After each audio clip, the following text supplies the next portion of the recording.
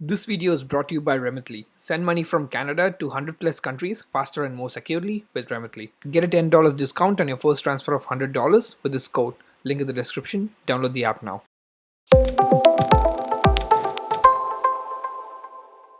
Hey guys, welcome back to the channel. So in this video, I'm just going to share my entire timeline of from the time I came here as an international student to the time I got my Canadian citizenship.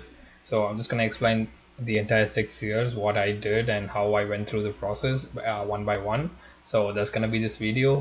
It might take a while to explain all of these things. So please be patient and please do watch the video fully so that you get a clear understanding of all these process, and I hope this would be useful for anyone who's going through this process or who's planning to start this process. So that's going to be this video, and before that, please do like, share, comment to the video, subscribe to the channel. Also don't forget to press the bell icon so you get notified when I post more videos. So let's not wait, we'll go into the video. So before going into this video, I just want to tell you guys, like, if you want to know about like specific things like how I came here as a student or how I got my PR and stuff, I have like separate videos for those things. I'll put them here and also put them in the description. But for anyone who's new and who's watching my video for the first time, I'm anyway going to explain from the time I came to Canada. So I came to Canada in 2016 as an international student.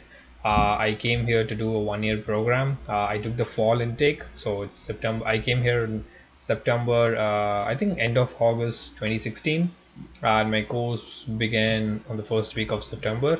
So I took visual effects. It was a PG graduate certificate. It was an 8 months program. So I completed my program around like I think the end of April. That was like the last week of my program. So April 2017, I completed my program, and luckily I did get a job on the last week of college. So that means that I got a job before I actually completed my program. So I started my work on the first week of May 2017. So that was my first job in Canada, and that was my first job in my life. I've never worked in India before. So my first job, it was okay, but it wasn't really the job I wanted to go for. But I just got only that job. I didn't get anywhere else. I applied for lots of places, but I only got there. So just to just to keep up the time and keep up with the visa and stuff, so I joined there, and I did work there for like 3 months. It was related to visual effects, but it's not like technically actually visual effects. So I worked there for like 3 months, and then like finally in August I actually got another offer on another VFX studio for like a proper position.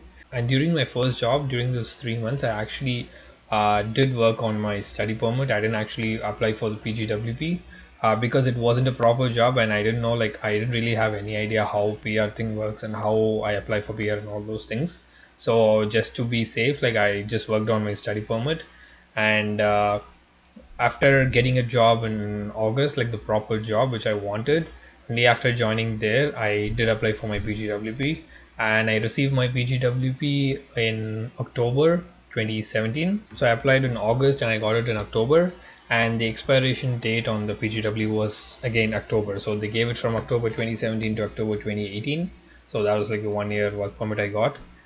So I worked in this place for like 2 years, but anyway, after completing 1 year, like that is around like again August 2018. So that's when I completed like 1 year of work experience. So I became eligible for PR. So I started preparing for IELTS from June, and then I completed my IELTS in June. In between, I actually went to India. So that time I went to my university and got the documents and sent it to West, finished that process. So I finished the West and IELTS by July, so that I had all the documents ready when I become eligible, and I created my Express Entry profile in August 2018. So the approximate CR score when I applied, when I checked it before actually submitting the profile, was like around 475.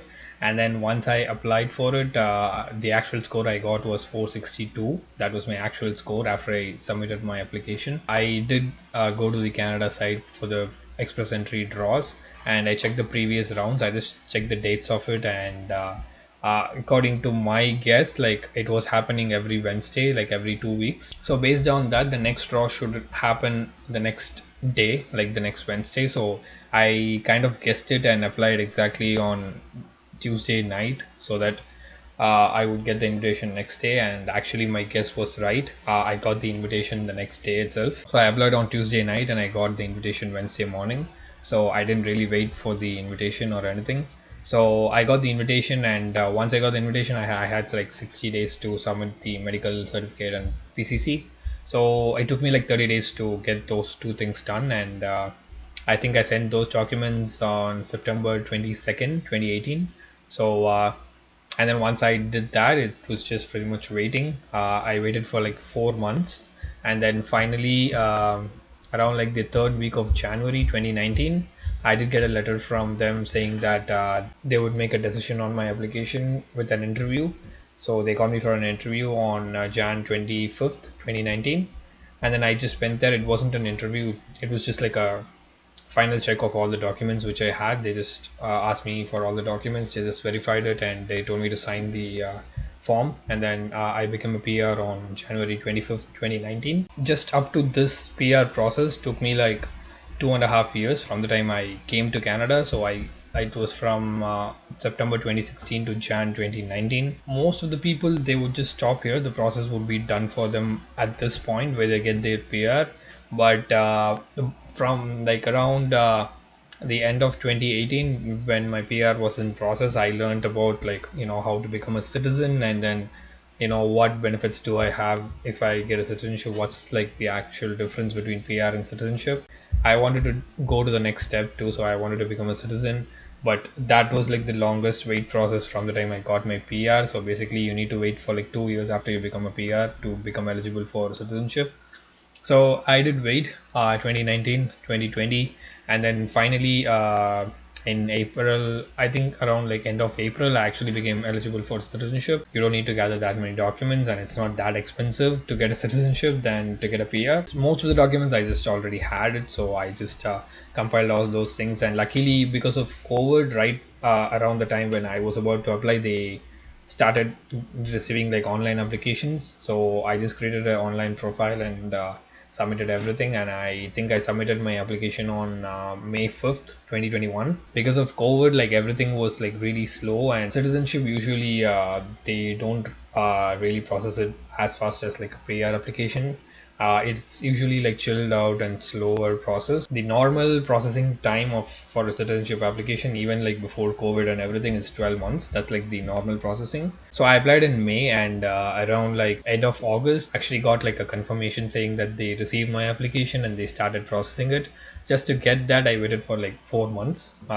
So that's when the actual processing started. And as some of you know, like if you're following my channel, I did visit India like in November, and I stayed for a very long time. I stayed for almost 4 to 5 months. So it was during this process. You are allowed to travel during the application, like when the application is in process. So it's been like almost 2 years since I visited India, so I wanted to. So I visited India, and then like while I was in India, I got the notification to finish the test for citizenship, which is like a test about Canada, and you have to answer questions about Canada. So I did that, and luckily again, because of COVID, they were okay with doing like an online test. So, and they said like you can do it from outside Canada. So I finished my test when I was in India, but I completed my test in December 2021, and from there again I had to wait like for a really long time. And around like end of March, because I went outside after I submitted my application, they wanted to do some more verification. So they actually told me to like come back to Canada and then send like all the copies of my passport, so that they can see like when I went out, when I came back, because you have to be in Canada for a certain number of days to become eligible for citizenship. And they also asked for my boarding pass and tickets from like wherever I came back, just to make sure that I'm back in Canada. So I sent that. I sent those documents, and then again I had to wait for like another 3 months to get the next update. And finally on June 7th, my entire process was complete. Everything was changed to complete from in progress. I think 20th of June, everything was changed, and then I was scheduled to do the oath ceremony. So on July 8th, I finally finished my oath ceremony and became a Canadian citizen. So that's how I'm talking to you right now. Yeah. So this, I know, like I've literally explained like 6 years of process in like 10 minutes. So yeah, it's really simple to explain, but it's I won't say it's complicated. It's just like a lengthy process you need to go through with it if you want to get this. And another important thing is like none of these process I didn't get any help from any consultancy, or and not anyone like helped me to do any of this process. All these things I did it by myself. And the reason why I'm telling this is like you can do it yourself too. You don't have to really go to any consultancy. You can go to a consultancy like if you have questions, if you want to get some clarification, but you don't really need to pay them and then like let them do the process on behalf of you. Like it's really easy. It's not that, nothing is that complicated to actually hire another person to do these work. If you're just like a straightforward single applicant, like you don't have any complications on your application, then I don't think actually need like a consultant or a lawyer or anyone. The PR application was the most complicated thing among all these.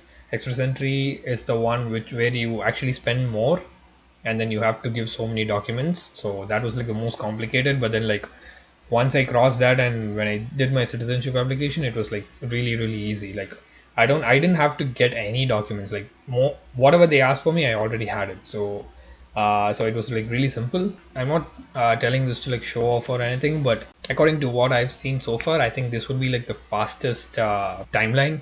Anyone can come from a international student to a Canadian citizen, even if you're not coming to that citizenship point. It would be like the fastest timeline from a international student to a permanent resident, because it took me like 2.5 years to get a PR, and it took me like probably not 6 years yet, but 5.5 years to become a citizen. So from PR to citizenship, it takes like 3 years. So that's like almost equal to from the, it's like the second half of this entire process, and the first half ends when you get a PR. So the second half is obviously it's your choice. You don't have to get a citizenship. It's completely up to you. And but first half is basically everyone has to do it if you want to stay here. So anything different, I think it would be delayed. It would be longer than this. Probably you might, if you do it even better, even more efficient than what I did, you might get it like maybe like 4 or 5 months earlier than how I got. Maybe like you can get it in 5 years instead of me spending like 5.5 years. But that would be like the really fastest one, taking consideration that there's no like COVID delays or anything. If every process is like normal, and if you start at that time, I think the fastest you can do, even if you're going to be faster than me, I think you can be maybe like 5 months earlier in this entire process. But that would be like the max.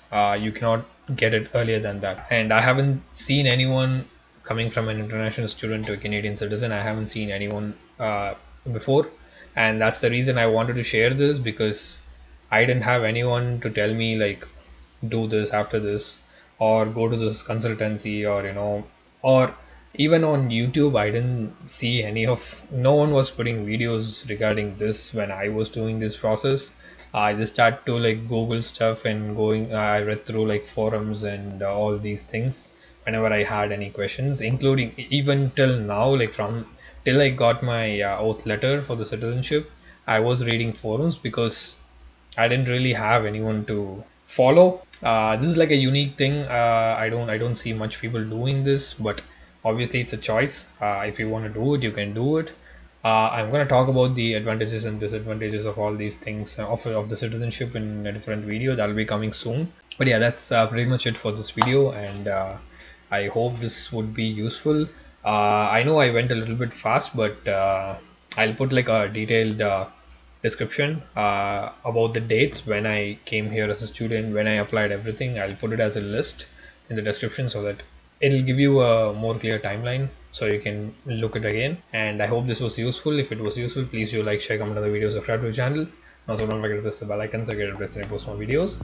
So that's it for today. I'll see you guys in another video. Till then, it's Manish. Bye.